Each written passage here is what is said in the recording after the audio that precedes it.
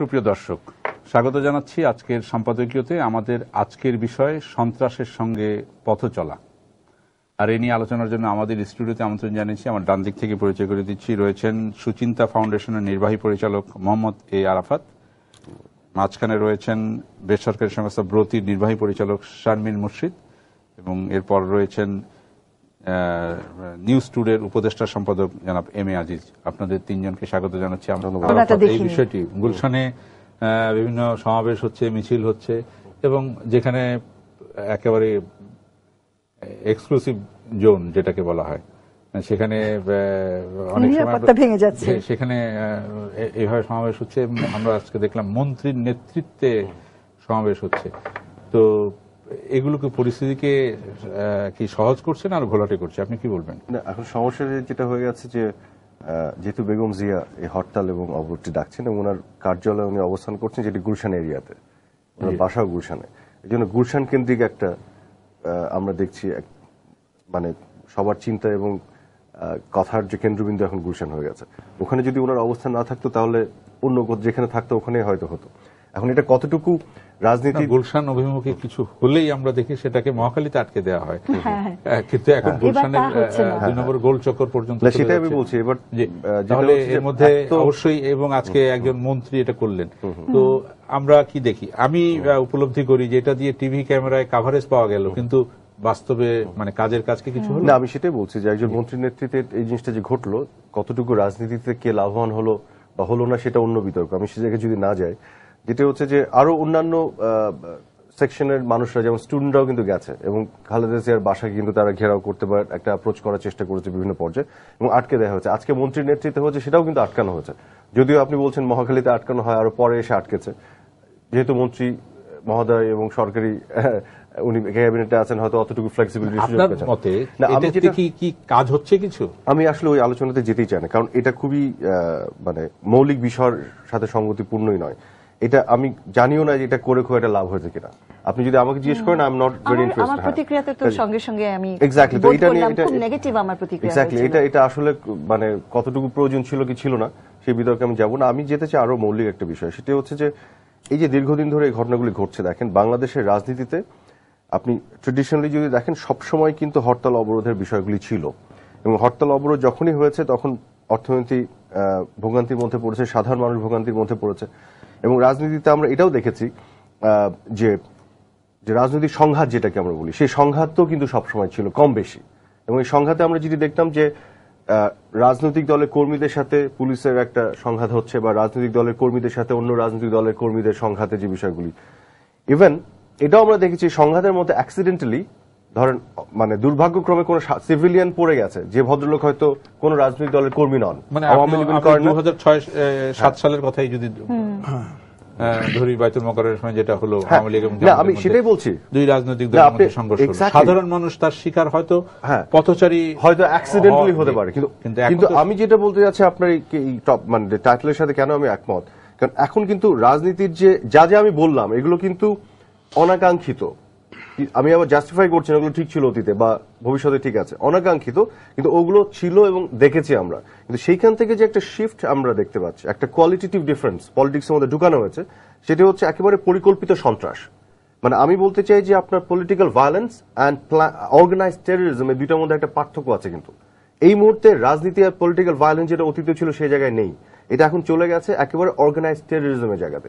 দিনের পর দিন আপনি সাধারণ মানুষ যারা আপনার আওয়ামী লীগ বিএনপি কোনো কিছু করে না, তারা তাদের জীবনের প্রাত্যহিক দৈনন্দিন সংগ্রাম নিয়ে ব্যস্ত, তাদেরকে আপনি টার্গেট করে করে আপনি তারা হয়তো আগে যখন এই পলিটিক্যাল ঘটনা ঘটতো তারা বাইতুল মোকাররম এরিয়া অ্যাক্সিডেন্টলি, হ্যাঁ এক্স্যাক্টলি।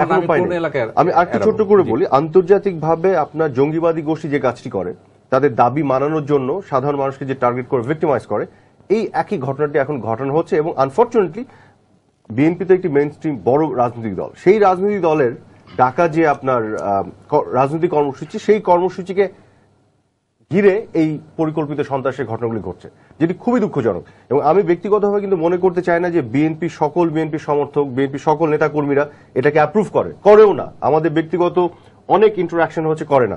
কিন্তু আনফরচুনেটলি বিএনপির নেতৃত্বে এখন যে ভদ্রলোকটি বসে আছেন, শুধু লন্ডন থেকে দিচ্ছেন, এবং উনি যার দ্বারা ইনফ্লুয়েন্সড, এই যে যাদেরকে আমরা বলি জামাত, যারা হচ্ছে আসলে একটা জঙ্গিবাদী সংগঠন, তাদের এই যে আপনার যে জোট মানে অ্যালায়েন্স, এটা কি বলবো, মানে এটা আরো অন্যভাবে বলি যে তাদের মধ্যে যে এই আমি একটা ওয়ার্ড খুঁজে পাচ্ছি না, মানে খুব স্ট্রং একটা বন্ডে যে জায়গা, আপনি অ্যালায়েন্সও বলতে যাচ্ছি না, আরো স্ট্রং কিছু বলা দরকার। মিস্টার তারেক রহমানের জামাতিদের যে এই যে বন্ডেজ এবং তার আউটকাম হিসেবে যে জঙ্গিবাদী রাজনীতির ধারা বাংলাদেশের রাজনীতির মধ্যে নিয়ে আসা হয়েছে, যার ফলশ্রুতিতে প্রত্যেকটি দিন সাধারণ মানুষ বলি হচ্ছে, এই যে সন্ত্রাস, এই সন্ত্রাসটার আপনার একটা দানব, এটাকে আপনার খতম করতে হবে। এটার সাথে কোনো কম্প্রোমাইজ চলবে না, অন্য কোনো উপায়ে। কিন্তু আজকে এই সন্ত্রাস নামক দানবকে সামনে রেখে সন্ত্রাসকে করছে।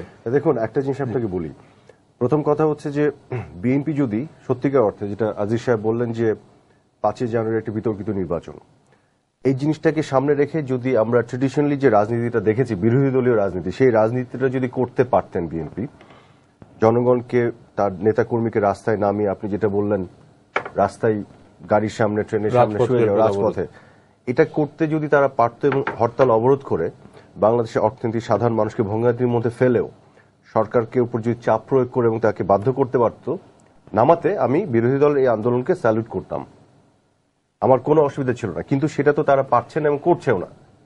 যেখানে সমস্যাটা দাঁড়িয়েছে, যে কারণে আমি বারবার এই যে আইএসএন আল কায়দার কথা আনছি, সেটা হচ্ছে যে ভদ্রলোক আমাকে প্রশ্নটি করলেন, ওই ভদ্রলোক কি নিজে দেখছেন না ঘটনাটি কি ঘটছে? আইএস এবং আল কায়দা যে কাজ করে, সাধারণ মানুষকে সন্ত্রাসের যে কোনো ডেফিনেশনে আজকে যে ঘটনাগুলি ঘটানো হচ্ছে, পেট্রোল বোমা দিয়ে মানুষকে পুরোনো, সকল ডেফিনেশনে এটা পড়ে। ঠিক এক্স্যাক্টলি আল কায়দা এবং আইএস যে কাজটি করে। এখন এই ঘটনাটি বাংলাদেশে ঘটবে আর আমি এটা অস্বীকার করব, আমি এটা কি চোখ বন্ধ করে বসে থাকবো? তাহলে কি দেশের কোনো লাভ হবে? আমাকে তো এটা মানতে হবে, বুঝতে হবে, রেকগনাইজ করতে হবে, স্বীকৃতি দিতে হবে, বলতে হবে এবং এটাকে ফিক্স করার চেষ্টা করতে হবে। বাংলাদেশে তো যারা এই কাজগুলি ঘটাচ্ছে, আজকে পেট্রোল বোমা মেরে যে কালচারটা যারা এনেছে, তারা তো আল কায়দা, আইএস এর এই কম্পোনেন্ট, একটু শেষ করে আসছি আমি, তারা তো এই কম্পোনেন্টকে আমদানি করেছে বাংলাদেশে। আমরা তো এই আমদানি কারক যারা, তাদের বিপক্ষেই যুদ্ধটা করছি, কথায় এবং সবভাবে, সকলভাবে, যাতে এই বাংলাদেশ আইএস এবং আল কায়দা পথে না হাঁটে। এই জিনিসটা একটু বোধ বুদ্ধি নিয়ে বোঝা দরকার আছে। আর যেটা শারমিন আপা যেটি বললেন, ওনার সাথে আমি একমত। এটা তো খুবই সুস্পষ্ট এবং কোয়াইট অবভিয়াস যে যারা আন্দোলন করছে, আন্দোলনের মতন করতে না পারে সন্ত্রাসটি করছে, সরকারের উপর চাপ প্রয়োগ করতে। এর কাছে আপনি মাথা নত করে যদি এগ্রি করেন সংলাপে, তাহলে আপনি যে নজির স্থাপন করছেন, তাহলে ভবিষ্যতে যে কোনো গ্রুপ, গোষ্ঠী, তার দাবি, সে ন্যায় হোক অন্যায় হোক, আচ্ছা মানুষকে কিছু পুড়িয়ে মারলে তো দাবি মানানো যায়, এটা পুলিশের বর্তমান আইজিও বলেছেন। এক্স্যাক্টলি। কাজে আপনি যদি এই নজির স্থাপন করেন, তাহলে আপাতত হয়তো আপনি সংলাপ করে সমস্যা সমাধান করলেন মনে হবে, কিন্তু ভবিষ্যতে আপনি কোথায় নিয়ে গেলেন দেশটাকে? যেটা আপনি বললেন, আপনার সাথে আমি একমত পোষণ করছি। তাহলে কারা করছে সন্ত্রাসটা? যে সন্ত্রাস বন্ধ হয়ে যাবে সংলাপ করলেই, সবাই যে বলছে, তাহলে এই যে সংলাপ সন্ত্রাসটা ইমিডিয়েটলি বন্ধ করে দিবে, সেই সংলাপ ভবিষ্যতে একটা বড় দুয়ার ওপেন করবে আরো সন্ত্রাস করার জন্য। কারণ আপনি তাহলে তো সন্ত্রাস বন্ধ করতে হবে। ইয়েস, এইখানে আমি যেটা বলি আপনাকে, সেটা কতটুকু করতে পারছি আমরা, তিনটি আইনের কথা বলছি, এখানে স্পেসিফিকলি আপনাকে বলি, কাজেই সন্ত্রাসের সাথে নো কম্প্রোমাইজ, ডান। এখানে আপনাকে এটা দমন করতে হবে। দমন করতে যে আপনাকে একটা জিনিস বুঝতে হবে যে এইটা যে গুপ্ত হত্যা, গুপ্ত টাইপের যে বিষয়গুলি, এগুলো কিন্তু সরকারের হাতে যতই গভর্নমেন্ট মেশিনারি যাই থাক, আপনি 100% কমিয়ে ফেলতে পারবেন না যদি দেশের মধ্যে একটা অশুভ শক্তি প্রচন্ডভাবে তৎপর থাকে, যেটা এই মুহূর্তে আছে। কাজে অনেক কিছু কিন্তু কমিয়ে আনতে আনতে ইভেন্চুয়ালি আপনাকে জিততে হবে। এই বিজয়ী হওয়ার সময় পর্যন্ত আমাদের কিন্তু যুদ্ধটা করতে হবে। কারণ আপনি যদি এই মুহূর্তে মাঠ ছেড়ে দেন, যুদ্ধটা যদি না করতে দেন সকলে মিলে, তাহলে আমরা সকলে মিলেই কিন্তু একটা অন্ধকার ভবিষ্যতে চলে যাব। আমরা যদি ইমিডিয়েট সলিউশন চাই, সংলাপ করে ঠিক আছে আপাতত সলভ করি, তাহলে ফিউচারে আমরা কিন্তু সবাই মিলে আবার ধ্বংসের দ্বার প্রান্তে যাব। এই দেশে আফগানিস্তান, পাকিস্তান হয়ে যাবে খুব শীঘ্রই। কেন জানেন? সবাই তখন ওই পথে হাঁটবে, আচ্ছা সন্ত্রাস করলে কাজ হয় দেশে। এজন্য আজকে হোক কালকে হোক, আর একটু যদি আমাদের ত্যাগ স্বীকার করতে হয়, সরকারের কাছে দাবি তো থাকবে, আমি আমার নিরাপত্তা চাই, কিন্তু সরকার তো 100% সব দেশে, কোন সরকার 100% পারে না। স্পেশালি গুপ্ত হত্যাকারী যারা, এই ধরনের সন্ত্রাস যারা করে, তারা তো ওই পথে ওভাবেই কাজগুলি করে। সেক্ষেত্রে আমাদের পূর্ণাঙ্গ সমর্থন দিতে হবে সরকারি উদ্যোগগুলোকে, আমি যেটা মনে করি, এবং সুস্পষ্টভাবে বলতে হবে সন্ত্রাসকে নেতৃত্ব কে দিচ্ছে, কারা দিচ্ছে। এখানে যদি আমরা আবার ধরেন, যেটা আপনি বললেন যে সংলাপের জন্য আবার যদি দাবি জানাই এই করি, তাহলে কিন্তু আমরা সন্ত্রাসীদেরকে ইনডিরেক্টলি সমর্থন দিচ্ছি। যে আমরা যদি বলি সংলাপ করেন, তার মানে সন্ত্রাসীদেরকে আমরা ইনডিরেক্টলি কোন অর্থে সমর্থন দিচ্ছি। আচ্ছা, সন্ত্রাসীরা তো এটাই যাচ্ছে যে আমি সন্ত্রাস করে মানুষ হত্যা করে ভয়ভীতি তৈরি করে আমি সংলাপে বাধ্য করব সরকারকে, এবং আমার তো বলা উচিত নো সংলাপে এই মুহূর্তে সমস্ত জায়গা থেকে বলা উচিত এই সরকারকে সন্ত্রাস আগে দমন করতে হবে। আমি কি সন্ত্রাস যেটা ধরেন আমরা সাধারণ অর্থে যেটা বলি এলাকা ভিত্তিক সন্ত্রাস, মাস্তানি যেগুলো হয় বা ক্রাইম যেগুলো হয়, ছাত্রদল ছাত্রলীগ যারা যারা করে, আমরা কিন্তু ওই ধরনের সন্ত্রাসের কথা বলছি না এখন যে শুধু আইন দিয়ে আপনি মোকাবেলা করবেন। একটু পেশাগত পর্যায়ে আছে এখন। হ্যাঁ, এখন আমি যেটা বলছি, ইভেন আজিজ সাহেব যেটা বললেন যে কিছু কিছু জায়গায় ছাত্রলীগেরও ইনভলভমেন্ট পাওয়া গেছে, বা আপনি যেটা বললেন এটা কিন্তু একেবারে ব্যক্তিগত পর্যায়ে তৃণমূলের গ্রুপিং, এবং শুধু গ্রুপিং না, ওখানে ট্রেডিং এ তার বেনিফিট আছে করেছে, দলগত অবস্থানের ব্যাপার না, ওইটার সাথে রাজনীতি নাই, ওটার সাথে ব্যবসা আছে। কিন্তু আমি আপনাকে একটা উদাহরণ দিই, যেখানে যে আমি কম্প্রোমাইজের ব্যাপারটা করতে নারাজ আমি ব্যক্তিগতভাবে, সেটা হচ্ছে যাত্রাবাড়িতে যে ঘটনাটা ঘটলো, আপনারা রিপোর্ট করেছেন, দুজন ধরা পড়লো 164, দুজন আলাদা আলাদাভাবে স্টেটমেন্ট দিল যে তারা ইনভলভ ছিল এবং তারা বিএনপির লোকজন তো বটেই, সেটাতেও আমি চিন্তিত না, কিন্তু তারা বলছে হাবিবুল নবী সোহেল, নবিউল্লাহ নবী আর ফজল হক মিলন সব বিএনপির নেতারা উচ্চ পর্যায়ে, তাদের ইনভলভমেন্ট, তারা অ্যাপোলো হসপিটালের আশেপাশে কোন বাসায় বসে প্ল্যান করেছে, অর্থ যোগান করেছে, এগুলো পাঠিয়েছে।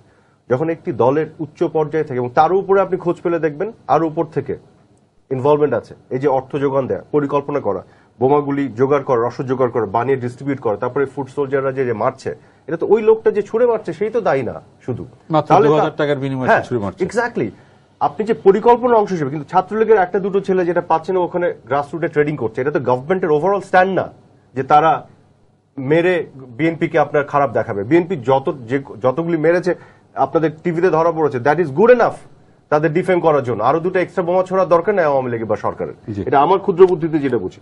প্রশ্নটা হচ্ছে যে অর্গানাইজড ভাবে এই যে টেররিজমটাকে রাজনীতির মধ্যে নিয়ে এসে যারা আজকে বাধ্য করার চেষ্টা করছে, এখানে আপনি মাথা নত করা মানে আপনি প্রিন্সিপালি যে জায়গায় হাঁটছেন, বাংলাদেশ অন্ধকারে যাবে। এইখানে আমি আবার বলবো যে সরকারকে স্ট্রং অবস্থান নিতে হবে, শক্ত হাতে এটাকে মোকাবেলা করতে হবে।